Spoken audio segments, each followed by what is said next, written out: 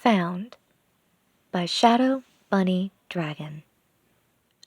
After Alice's match is when we were thinking of bringing the pups up to the ranch for a visit, Ma, Vernon said as Dawn lay beside him in their bed, smiling contentedly as his free arm held her small body close to his much larger frame. Vernon was presently on the phone with his mother. He smiled down at Dawn before continuing. Well, of course we were planning on filming the game, Ma. It's gonna be our first match. Yeah, we'll send you and Pa a copy. Dawn smiled as she listened to Vernon's half of the conversation, the Lovecraftian book she had been reading forgotten for the moment. She nuzzled closer to her mate when, out of the corner of her eye, she saw movement. Love you, Pa too, Ma. Talk to you soon, Vernon said, ending the call and setting his phone on the nightstand. All right, so after Alice's game is when we take advantage of the upcoming 3-day weekend for the pups and introduce them to some more of their family, Vernon said aloud for confirmation of their plans. Not hearing a peep out of his view, the wolf looked down at her, staring at the door to their bedroom. Something wrong, Floofy? Vernon asked, his ears perking up at the sound of stifled giggling coming from the door. He noticed a certain furless paw holding on to the slightly ajar door. Something funny, Lily? Vernon asked with a smile forming on his muzzle. The little mammal poked her head into the room, looking guilty. I wasn't trying to listen, Daddy, she said. Vernon's tail thumped. We believe you, sweetie, Dawn said, but I recall tucking you in a while ago. Did you want me to read you another bedtime story? Lily shook her head and gazed down at her feet, looking a bit uncomfortable. Dawn thought for a moment, an idea striking her. Did you have a bad dream? Dawn asked, her youngest daughter's answer coming in the form of a sudden and rapid nodding of her head. And did you want to sleep with me and Daddy tonight? Please? Lily asked, looking up, Dawn seeing a touch of fear in her deep blue eyes. She and Vernon shared a brief look before scooting aside to make a space for her, with Dawn patting the space with a hoof. Lily wasted no time hurrying over to the bed, climbing up to crawl between them. Thank you, she said, as she got herself situated, finding Dawn wrapping her arms around her in a protective embrace. Any time, Princess, Vernon rumbled, leaning down to give Lily a gentle kiss on her forehead. She mumbled something that neither Dawn nor Vernon could easily hear. What was that, Lily? Vernon asked. Lily looked away before looking back up at their concerned faces. Can I stay? She asked in a small voice. Well, yeah, Vernon said, ruffling her head fur with a massive paw. Lily smiled a little, but shook her head. No. Can I stay here with Alice and Trevor? She clarified. It took a second for the two parents to figure out just what she meant, and both looked even more concerned before giving the little scared mystery mammal between them a hug. Of course, sweetie, Dawn said, tightening her grip a little. Would you like to talk about it? Vernon asked. Lily took just a moment to think about it and simply shook her head. All right, we won't go pushing you, Vernon replied, giving her another squeeze. Just know that if you ever do want to talk about it, your mother and I are both willing to listen. Dawn nodded in agreement, which brought the smile back to Lily's face. And you should know that you and your brother and sister are all here to stay. You're our little lambs now, and you always will be, even when you're all grown up, Dawn said, smiling as she felt Lily hug her back. Does that mean you'll still read me bedtime stories, even when I'm a grown-up? Lily earnestly asked, causing a rumbling chuckle from the large wolf. Of course, Princess, was his answer, which Dawn was quick to sincerely echo. Satisfied with their answer, Lily let out a yawn and closed her eyes, curling in close to Dawn, who slightly tightened her hug on Lily. Dawn rested her chin on her daughter's head, while Vernon smiled. He reached to turn off the lamp, and stopped when he noticed a hoof and a paw on the still partially ajar door, and let out another low rumbling chuckle. "I think that we got us two more who might want to join their little sister, Floofy," he said, smiling at the failed concealed snickers emanating not only from behind the door, but also coming from his side. Dawn rolled her eyes, also entertained by how amused the children seemed to be by her nickname. "I think that you're right, puppy," was her response, which garnered some more snickers. The next day, Vernon yawned a little and stretched, happy to still find Alice and Trevor in his arms. The little lamb and pup were curled up and only just now starting to stir. Looking over, Vernon saw Lily curl tightly against Dawn, the ewe awake and smiling down at the little mystery mammal. The smile on her face was quick to disappear, however, upon hearing some faint whimpers coming from their youngest. Dawn shifted a little, which resulted in another whimper, and Lily curling even closer into her. Dawn started to look worried, as Alice sat up and began rubbing her eyes. "Lily sometimes has nightmares," the young she-wolf sleepily mumbled, letting out a tired yawn, hugging her gray stuffed bunny. "Of her her old mommy leaving and never coming back." Vernon and Dawn shared a look, the wolf seeing the concern in Dawn's eyes. Resting her chin back on top of Lily's head mane, Dawn started to rock the little mammal, which was a bit of a feat considering that Lily was almost as big as she was, humming a lullaby she remembered her mother singing when she had been a little lamb. The whimpering stopped, and Lily began to sleep much more peacefully, while Trevor started to open his eyes, and Alice just watched. "How about we go downstairs and get breakfast started?" Vernon said, giving the now awake Trevor and Alice both a nudge. Trevor nodded, his mind still a little foggy, while Alice started to get up, suddenly realizing something. Panicking, she swept her bunny behind her back, looking embarrassed, before hopping down off the bed and running out of the room. "Alice gets embarrassed when people find out she still sleeps with Princess Floppington," Trevor said, as he let out a yawn, looking surprised to find himself being carried out of the room, being transferred to a chuckling Vernon's shoulder. "Well, now, there's nothing embarrassing about having a special friend to go to bed with. Your ma will tell you that's what I'm mostly for." Vernon's voice carried in from the hallway, bringing a smile and a semi-suppressed giggle from the ewe. She looked back down at her youngest daughter, still sleeping peacefully in her arms. She felt the unease at Lily's distress returning, and simply resolved to lay there with her for as long as she needed. It was another few minutes before Lily started to wake up as well. She looked a little confused before looking up into Dawn's smiling face. "Good morning, sleepyhead," Dawn said, planting a kiss on Lily's forehead, which brought a bright and happy smile, along with a tight hug from her. "Good morning, Mommy." Dawn still felt a rush of excitement upon hearing her new title. The two shared a hug before Dawn finally decided to ask the question. "You seemed to be having a bad dream there for a minute. Would you like to talk about it?" Lily looked away, unsure of just what to say. "It's all right if you don't. I just want you to know that no one will be angry with you. Not one bit. Promise?" Lily asked in a squeak. "I promise," Dawn said, nuzzling her daughter. It was a few more moments before Lily started. "I dreamt of when I was littler, and my old mommy went away." Dawn noticed Lily curl into herself a little bit, as though she were bracing herself.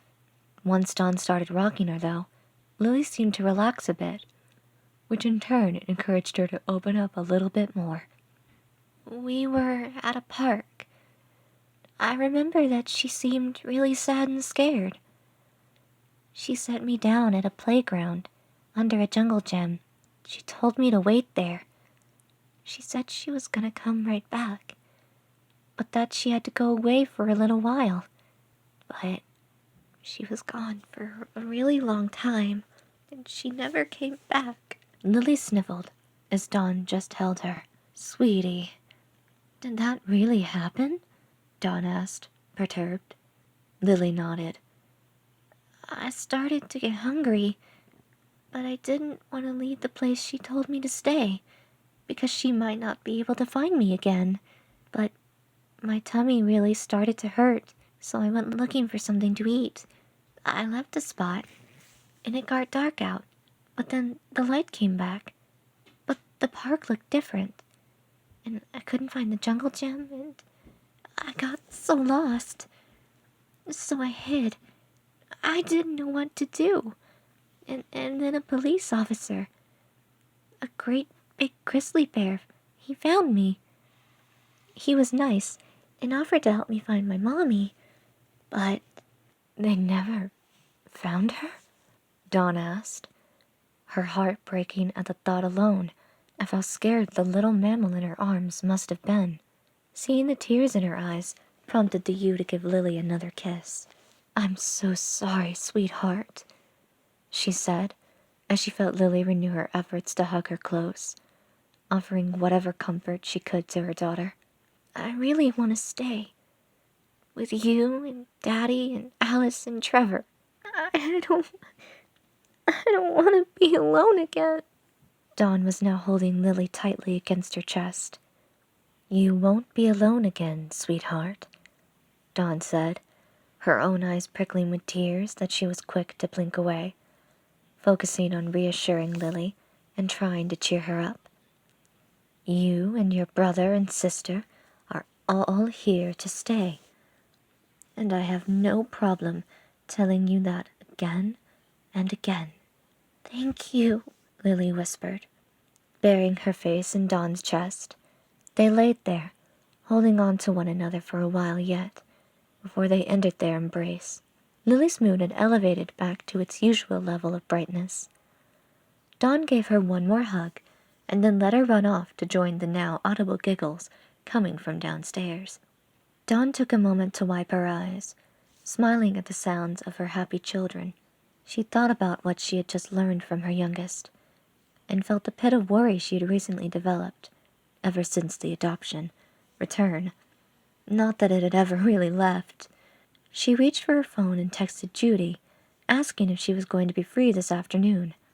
She then took a second to compose herself, and then hopped out of bed. Breakfast passed by in a happy blur, soon to be followed by a rush for everyone to get ready for their day. Vernon geared up for another day at work, having been hinting at his project and how it had been coming together. Dawn getting ready for an outing with Judy, after receiving confirmation from her about having the day off. And, of course, they helped their kids get ready for school. Vernon took notice of how Dawn seemed to hover around the pups, especially Lily, and seemed to be more inclined to give them hugs and similar forms of physical affection today, but said nothing about it. At least, not until he and Dawn were alone in the minivan, the ewe having returned after escorting each of the children to class, giving them all one last big hug on the way, much to Alice's seeming embarrassment, despite what her wagging tail may have been insisting. Is something the matter, Lamb Chop? Vernon asked, as he started to pull out of the school's parking lot. Oh, puppy, Dawn said, before explaining to her mate what Lily had told her that morning. As he listened, making sure to pay attention to the road, of course, his ears started to droop, and his tail tried, and failed, to tuck itself while he sat in the driver's seat. I can't believe that someone, a mother, would just abandon her baby like that. What was she thinking? Dawn said, incensed. Well now, honey lamb, that does sound pretty awful, Vernon agreed. But, to be fair, we don't know the whole story. She just left her, Vernon, Dawn said, still unable to fathom how anyone could do such a thing. According to Lily, it seems that way. Vernon nodded. But she was really little at the time, and, like I said, we don't know the whole story. Maybe, Dawn reluctantly agreed, but I intend to find out the whole story.